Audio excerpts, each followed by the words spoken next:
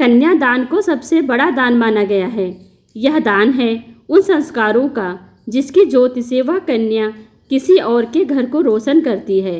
यह दान है उन गुणों का जो उसे अपने पिता के घर से मिला है और उसकी शक्ति के कारण वह कन्या बड़ी सादगी से अपने पति के माता पिता अर्थात अपने सास ससुर को अपने माता पिता का दर्जा देती है। यह दान है उस निष्ठा का, यह दान है उस विश्वास का जो कन्या को इतनी शक्ति देता है कि वह अपना घर आंगन छोड़कर अपने पति के घर को अपनाती है। यह दान है उस स्नेह का जिसके धागे में वह अपने नए परिवार को पिरोती है, उसे पल्लवित करती है।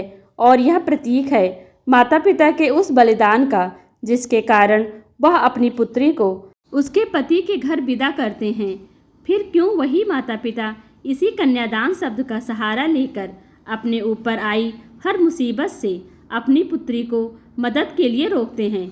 क्यों यह कन्यादान शब्द एक बेटी को कभी कभी पराया सा बना देती है, लेकिन अपने माता पिता को संकट में देखकर उस बेटी पर क्या गुजरती है? यह परायापन उसे भीतर से कितना खोखला बना देती है, इसका अंदाजा वही बेटी लगा सकती है जिसके माता पिता संकट में हों, परंतु वह बेटी से कोई मदद ना लेना चाहते हों।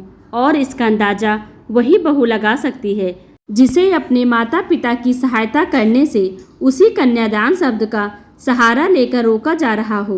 दुर्भाग्यवश मेरे साथ भी ऐसा ही कुछ हो रहा है। जिस श्रद्धा से मैंने समीर की माँ को अपनी माँ का दर्जा दिया, उनकी हर इच्छा को पूरा करने की कोशिश की, अपनी इच्छाओं को भूलकर कई बार समीर भी मुझसे कहते, सीमा, माँ को कभी भी कुछ चाहिए होता है तो वह मुझसे ना कहकर तुमसे कहती हैं, क्योंकि वह जानती हैं मैं शायद उन्हें टाल भी दूँ, लेकिन तुम उनकी हर इच्छा पूरी करने की कोशिश करोगी। मुझे तुम पर नाज है सीमा, परंतु अपनी भी इच्छाओं का, अपने भी सपनों का ध्यान रखा करो। सबके सपनों को पूरा करते करते तुम अपने सपनों को भूल मत जाना। और प्यार से मेरे माथे पर हाथ रख देते और मैं कुछ ना कह पाती। मेरी आंखें भर जाती। जानती थी कि समीर मेरी सबसे ज़्यादा फिक्र करते हैं और यही मेरी सबसे बड़ी पूंजी थी। आज जब माँ ने फ़ोन से यह सूचित किया कि पिताजी की बाईपास सर्जरी करवानी पड़ेगी, जल्द से जल्द ऑपरेशन करवाना होगा, तो मेरे पैरों तले ज़मीन खिसक गई। मैंने जब माँ से ऑपरेशन के खर्च के बारे में पूछा तो बोली, सीमा, ऑपरेशन तो बहुत महंगा है बेटी, परंतु तेरे पापा की कुछ जमा पूंजी है और कुछ पैसे भविष्य निधि से भी आ जाएंगे। बाकी तुम्हारे चाचा जी से उधार ले लेंगे, इंतजाम हो जाएगा बेटा। रवि को भी सूचित कर दिया है, वह भी शाम तक दिल्ली से यहाँ लखनऊ आ जाएगा। तुम चिंता मत करो, बस हो सके तो ऑपरेशन के वक्त यहाँ रहना। तुम्हारे पापा को अच्छा लगेगा।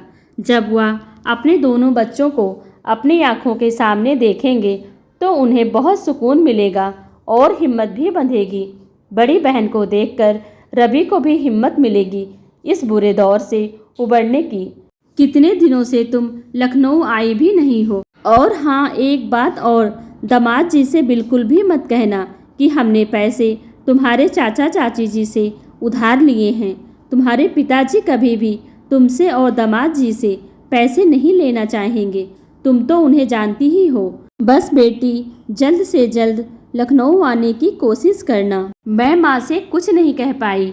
दुख, चिंता और इस परायेपन की तकलीफ ने मुझे खोखला सा बना दिया था। दिल तो कह रहा था कि समीर से कहे कि वह 10 लाख रुपए पापा के अकाउंट में ट्रांसफ़र कर दे, पर जाने क्यों वह रुक गई। वह जानती थी कि समीर के पैसे उसी के पैसे हैं और समीर कभी मना नहीं करेंगे, परंतु फिर भी कदम क्यों रुक गए। समीर ने यह पैसे फ्लैट बुक करने के लिए जमा किए थे। उनका सपना है कि हमारा अपना घर हो और अपने नन्हे मेहमान का आगमन अपने घर में हो।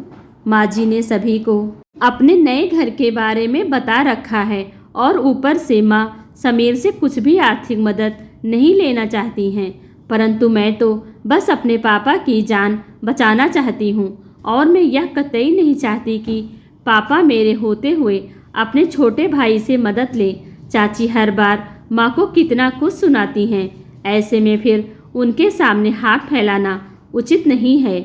आखिर बेटी होने के नाते क्या अपने माता पिता के आत्मसम्मान की रक्षा करना मेरी जिम्मेदारी नहीं? एक पत्नी और बहू होने का फर्ज मैंने निभाया है, तो एक बेटी होने के नाते अपने फर्ज से पीछे क्यों भाग रही हूँ? ऐसे कई प्रश्न मेरे दिमाग में आ रहे थे और मुझे कुछ नहीं सूझ रहा था। फिर मैंने माँ जी से इस बारे में बात करने की सोची। आखिर समीर के पैसों पर जितना मेरा हक था उतना माँ जी का भी था। उनका जवाब उम्मीद से विपरीत मिला। माँ जी ने मुझसे कहा, देखो बहू, तुम्हारी चिंता अपनी जगह सही है, परंतु यदि उन्हें पैसों की ज़रूरत होगी तो वो खुद समीर से मांग लेंगे। तुम्हारी माँ ने तो तुमसे कोई मदद नहीं मांगी, और वैसे भी ये रुपए समीर ने कितने सालों से जमा किए हैं। तुम्हें तो पता ही है कि कब से वो एक घर लेने की सोच रहा है, और सबसे बड़ी बात कि अब तुम हमारे घर की बहू हो। अच्छा होगा कि तुम अपने मायके के घर के मामलों से दूर रहो। हाँ, यदि तुम लखनऊ जाना चाहती हो तो जा सकती हो, वो बात और है। तुम्हारे छोटे भाई को भी अपनी जिम्मेदारी समझनी चाहिए। मुझे लगा कि मैं वहीं जड़वत खड़ी रहूं, मानो मैं अब और कुछ सुनने समझने की स्थिति में नहीं थी। मैंने कभी माँ जी से कुछ नहीं मांगा था। मेरे आंखों से आंसू अविरल बहे जा रहे थे। मेरा छोटा भाई रवि बैंकिंग की परीक्षाओं की तैयारी करने दिल्ली गया था। उसने कई परीक्षा भी दी थी और कई के रिजल्ट आने ही वाले थे। शुरू से ही वह एक होनहार छात्र था, परंतु अभी तक सफलता हाथ नहीं लगी थी। मैं माँ जी से क्या कहती, या उनकी कही बातों की पीड़ा से मैं इतनी आहत थी कि मैंने चुप रहना ही उचित समझा। हिम्मत करके समीर से मैं फ़ोन पर बस इतना ही कह पाई कि वो मेरे जाने का रिजर्वेशन जल्द से जल्द तत्काल में करवा दें। शाम को जब समीर घर आए तो उन्होंने मुझे उदास पाया तो कहा, सीमा, पापा जी जल्द ही ठीक हो जाएंगे, तुम चिंता मत करो। मेरी तुम्हारी मम्मी और रवि से बात हुई है। मैंने ऑपरेशन के खर्च के बारे में भी पूछा था। उन्होंने कहा कि उसकी कोई समस्या नहीं है, फिर भी हो सकता है कि वो हमें बताना नहीं चाहती हूँ या हमसे आर्थिक मदद नहीं लेना चाहती हूँ, परंतु तुम चेकबुक साथ लेकर जाना। हमारे पास फ्लैट के लिए जो भी रुपए जमा हैं, तुम्हें जितना भी निकालना होगा निकाल लेना। तुम बड़ी बेटी हो और तुम्हारी जिम्मेदारी उनके प्रति भी उतनी ही है जितनी माँ के प्रति। ठीक है ना? तुम जाने की तैयारी करो और फ्लैट की चिंता बिल्कुल मत करना, हम बाद में फ्लैट ले लेंगे। सीमा, पता नहीं मुझे ऑफिस से छुट्टी मिले या नहीं, लेकिन तुम वहाँ सब संभाल लेना, मैं भी आने की कोशिश करूँगा। समीर, तुम कितने निश्चल हो, कितने अच्छे इंसान हो, यह कहते हुए मेरा दिल भर आया। तभी माँ जी के कमरे से जोर की चीख सुनाई दी। हम दोनों भागकर उनके कमरे में गए। देखा तो वो नीचे ज़मीन पर सीने के दर्द से छटपटा रही थी। समीर ने तुरंत एम्बुलेंस बुलवाया। माँ जी को हार्ट अटैक आया था और शरीर का आधा भाग लकवाग्रस्त हो गया था, परंतु समय पर इलाज और अच्छे डॉक्टरों की टीम ने उनकी जान बचा ली। 3 दिन आईसीयू में रहने के बाद माँ जी हमसे बात कर सकी। उन्होंने सर्वप्रथम मेरे पिताजी के बारे में पूछा। माँ जी, पापा का कल ही ऑपरेशन हुआ है, वो अब बिल्कुल ठीक हैं, आप चिंता मत करिए, आपको आराम की ज़रूरत है। माँ जी आँखों से आंसू बहने लगे। उन्होंने मुझे पास बुलाया और मेरा हाथ अपने हाथों में लेकर कहा, मुझे माफ़ कर देना बेटी, मेरी वजह से तू अपने पिताजी के ऑपरेशन में नहीं जा पाई। मैंने तुम्हें तुम्हारे माता पिता की आर्थिक मदद करने से रोका था और वह रुपए तो फिर मेरे ही पीछे चले गए। कभी कभी हम बड़े होकर भी कितनी छोटी सोच रखते हैं। तुमने जितना मेरा सम्मान किया उतना स्नेह और सम्मान तो एक बेटी भी नहीं करती। माँ जी यह कहकर फूट फूट कर रोने लगी। समीर मेरी तरफ आश्चर्य से देखने लगे, मानो वो अपनी माँ की कही बातों को समझने की कोशिश कर रहे हों। मैंने मुस्कुराकर माँ जी से कहा, माँ जी, आप अब ये सब भूल जाइए। चलिए मैं आपको एक खुशखबरी सुनाती हूँ। रवि का सरकारी बैंक में अफसर पद पर चयन हो गया है। माँ और पापा बहुत खुश हैं और मैंने माँ से बात कर ली है। हम पापा के अकाउंट में कुछ रुपए भेज रहे हैं। माँ तो हमसे मदद लेने के बिल्कुल खिलाफ थी, बार बार यही कह रही थी कि हम कन्यादान कर चुके हैं, बेटी दामाद से मदद लेना ठीक नहीं लगता। लेकिन जब समीर ने उनसे कहा, कन्यादान करके आपने ऐसे संस्कारों और गुणों का मेरे घर दान किया है जिससे मेरे घर का वातावरण और मेरा जीवन धन्य हो गया। आप हमें पराया न समझें। सीमा का क्या आप पर और पापा पर कोई हक नहीं? क्या दामाद होने के नाते मेरा कोई दायित्व नहीं? आप लोगों का आशीर्वाद रहा तो पैसे मैं फिर कमा लूँगा, और उन रुपयों का क्या मोल जो अपने के काम ना आ सके। माँ जी ने समीर की तरफ देखा और कहा, माँ की गलती को बेटे ने सुधार लिया। एक माँ के लिए इससे बड़ी गर्व की बात और क्या हो सकती है। हम माँ जी को घर ले आए। उनके इलाज में भी काफ़ी पैसे लग गए थे। कुछ रुपए हमने पापा के अकाउंट में भी ट्रांसफ़र कर दिए। रवि ट्रेनिंग के लिए दिल्ली चला गया।